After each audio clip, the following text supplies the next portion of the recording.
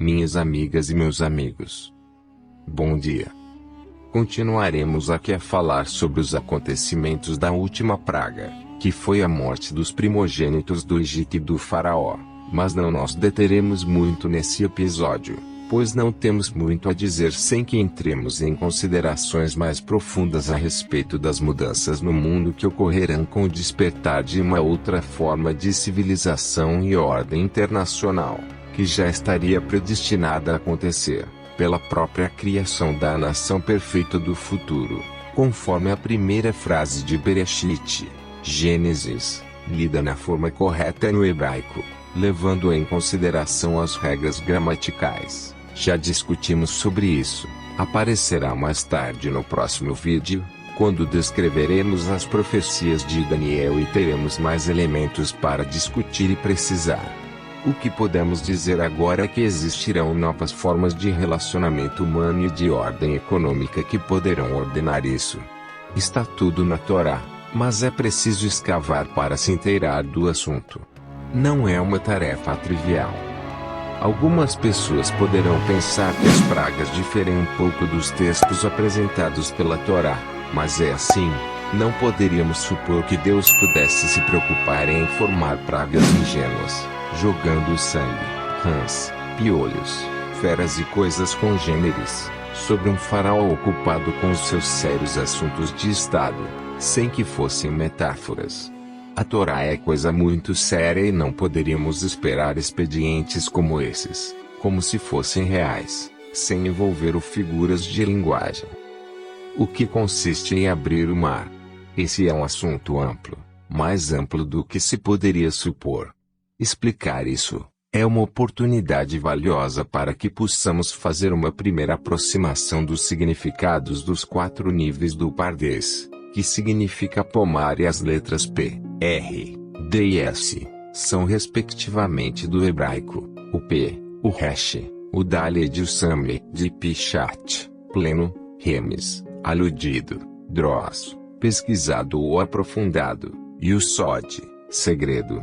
O Pshat representa a parte literal, a plena descrição do significado que na realidade é a descrição metafórica do que acontece no físico. Por exemplo, o mar se abrir, parte do princípio de que o mar, como algo que em suas profundezas guarda objetos ocultos.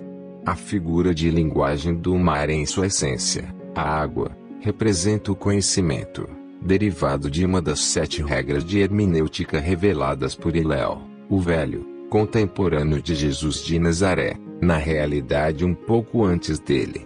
Hermenêutica essa, vindo originalmente da Grande Assembleia, como já mencionamos antes.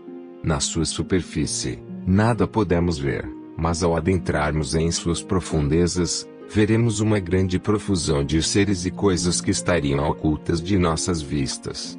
Desta forma, no plano físico, isso representa que o conhecimento da perspectiva da superfície de nossa civilização, não podemos ver os conhecimentos que ela oculta. Alguém disse que nós somos como traços de livros de uma vasta biblioteca, que contém milhares de volumes com um enorme conhecimento acumulado. Nos alimentamos de suas páginas, mas desconhecemos totalmente o vasto conhecimento que elas contêm. Porém, nas culturas dos povos, como descrito pela metáfora dos rios, as suas águas trazem aspectos de nossos desejos. Vejam a metáfora dos rios que já discutimos antes, usando também os próprios 4 rios que saem do Jardim do Éden para explicar as 4 culturas que influiriam no desenvolvimento da civilização perfeita do futuro. Em Bereshit, Gênesis, podemos ver que os Shamaim, céus, que quando decompomos a palavra no hebraico, podemos ver chão, como lá e maim como água ou águas de lá, mas foram separadas para gerar o Maim Elionim e o Maim Tartonim, águas superiores e águas inferiores, sendo que as águas inferiores são os conhecimentos inferiores ou do nosso plano material, tendo no meio o Raquia ou espaço, onde é o novo espaço criado, onde tudo acontece. Na nossa civilização, o mar, representando a cultura inferior de nosso mundo, guarda conhecimentos divergentes muito importantes, que contém o nosso conhecimento acumulado. O resultado da nossa vivência e de nossos estudos, por milhares de anos, em todos os seus campos: ciências naturais, medicina, biologia, engenharias, tecnologias, administração, finanças, mas também as más finanças, as más ciências e o efeito de opiniões manipuladas por meios de comunicação, que conformam opiniões em todos os campos do conhecimento e dos acontecimentos e planejamentos humanos, que os oprimem, tornam-nos restritos, convergindo tudo a acompanhar os seus destinos e objetivos nefastos, ligados ao egocentrismo e à ganância e, em última instância, levando-nos à destruição, pois, como dito no segundo passo, versículo de Gênesis, estamos à beira do abismo, como agora. A abertura do mar no Pshat está exatamente aí, abrindo as suas águas em um momento, o conhecimento deste mundo, Olam Azê, permitindo vermos o seu interior e as maldades que estão nele, nos inteirando de seus perigos, para que, com a conscientização de suas manipulações, possamos nos libertar do mundo da estreiteza, Egito, que se traduz como mates, estreiteza, e seguir em frente para alcançar a civilização do futuro, o Olam Abá, o mundo vindouro, e que será construído por nós, através de nossas realizações e cumprimento das leis deixadas por nossos sábios da Torá. Isso está começando a acontecer agora, neste exato instante. A abertura é a do mar do fim, sendo exatamente o que está escrito no texto consonantal da Torá original e não mar vermelho, um equívoco, e também não mar de juncos do texto massorético, como já expus em outro vídeo anterior. E este nome faz muito sentido, pois estes acontecimentos envolvem exatamente o mar do fim dos tempos, exatamente hoje. No segundo nível do Pardes encontramos o Remes, o aludido. Sem contar o significado da alusão, que é auto-evidente, podemos entender que as águas do mar ocultam a nossa mente subconsciente, ou mais precisamente explicado, como sendo a nossa mente externa consciente como a superfície, onde vemos as árvores, as montanhas, todas as coisas em nosso entorno, bem como os nossos pensamentos mais exteriores e tudo mais. Mas o fundo do mar, representando aí a nossa mente subconsciente, que borbulhante de vida, contém coisas totalmente ocultas de nós, ficam fora da possibilidade da nossa visão, como conhecimentos ocultos que não temos nenhuma consciência de lá existirem. A abertura do mar é neste sentido. Através do domínio de nossas mentes, conseguiremos que o mar se abra, e logo após, teremos acesso gradualmente a profundidades cada vez maiores, podendo, com o tempo, alcançar níveis muito mais profundos em suas águas, alcançando outras dimensões de nossa psique. Essa é a tão falada expansão de nossas mentes discutidas na Astorot, Torá no plural, como é o caso do comentário do Sábio Converso e Rabi Ben Bagbag, que fala: volte a ela várias vezes, para expandir a sua consciência. Veja uma música muito conhecida em Israel sobre isso, cantada por músicos americanos. A URL do grupo está nos comentários deste vídeo abaixo. É muito importante saber que as águas se abrem várias vezes durante a jornada dos israelitas até chegar às terras de Canaã e além delas. Vejam mais uma que ocorre também em Pessar, na passagem para o outro lado do Jordão, quando entrando nas terras de Canaã, quando os sacerdotes passam com a Arca da Aliança e os Bnei Israel, filhos de Israel, para o outro lado. Já o terceiro nível Dros, pesquisar, aprofundar, é o conhecimento alcançado através do que o seu nome descreve. Muitas vezes é alcançado por pesquisas midráshicas, o que descortina níveis muito mais profundos que os alcançados pelo Remes, nos levando a níveis da espiritualidade.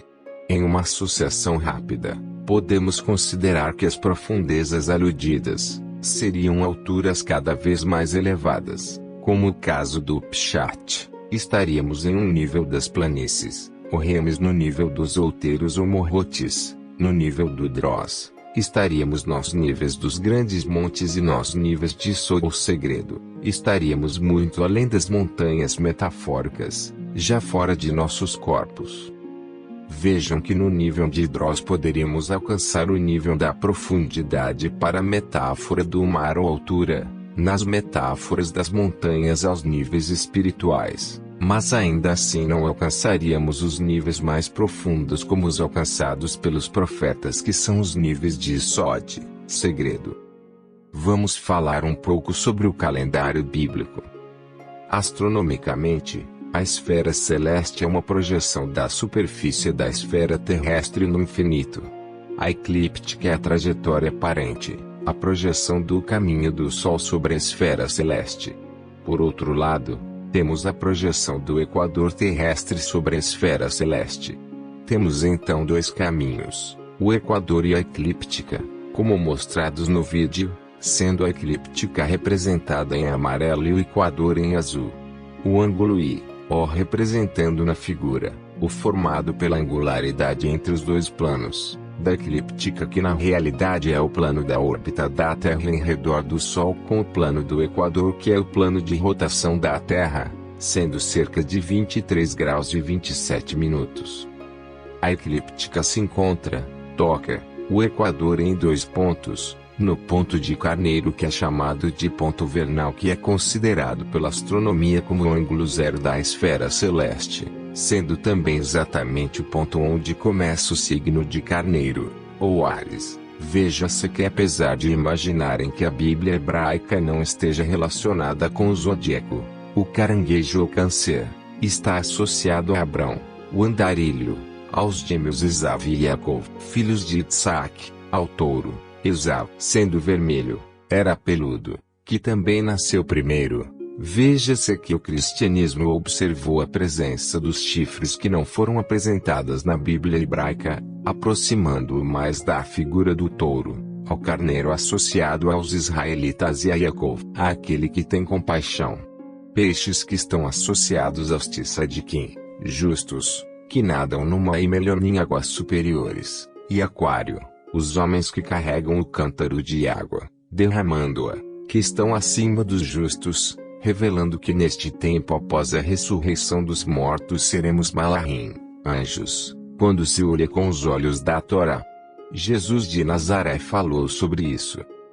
Quando Jesus de Nazaré em Lucas 22:10 é perguntado sobre onde ou quando seria o jantar da Páscoa, não se enganem. Isso é uma metáfora, e ele responde que na casa onde entrar um homem levando um cântaro, significando a casa do signo da era de Aquário. O jantar do Senhor está em Yeshayahu, Isaías 25:6, sendo esse o jantar principal de Pessah para os judeus. Ainda hoje em dia nas festividades, todos os anos isso é comemorado e representa a redenção final dos povos, e acontecerá no final dos tempos, na entrada da era do Shabat, na era de Aquário. O homem carregando o cântaro e despejando água ou conhecimento, a imagem de Hokmah, a sabedoria.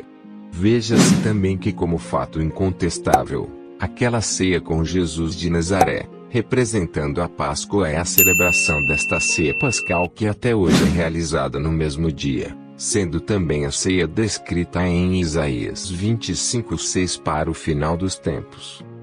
Veja-se que a Páscoa está diretamente associada ao início do ano, começando na primavera, que é a entrada do Sol no signo de Carneiro. Isso demonstra que a Torá está intimamente relacionada com a astronomia, mas não como uma ciência para predizer coisas, mas sim, para marcar o tempo, e suas cronologias são fatos que ocorrerão milênios à frente. Isso falando como ponto inicial, estando naquela época, onde tudo começou. Espero que tenham gostado deste vídeo e tenham absorvido mais um pouco deste assunto. Se gostaram, por favor, marque como gostei, para que este vídeo chegue a mais pessoas. É um gesto simples, mas muito importante, sendo este o objetivo de nosso trabalho. Compartilhem com seus amigos e ativem o sininho. Se quiserem ver mais conteúdo como este, inscrevam-se no canal para receber atualizações regulares. E não se esqueçam de seguir-nos nas redes sociais para ficarem por dentro de todas as novidades. Mais uma vez, obrigado por assistir. Será dada continuidade a este assunto nos próximos vídeos. Shavuot Tov. Boa semana.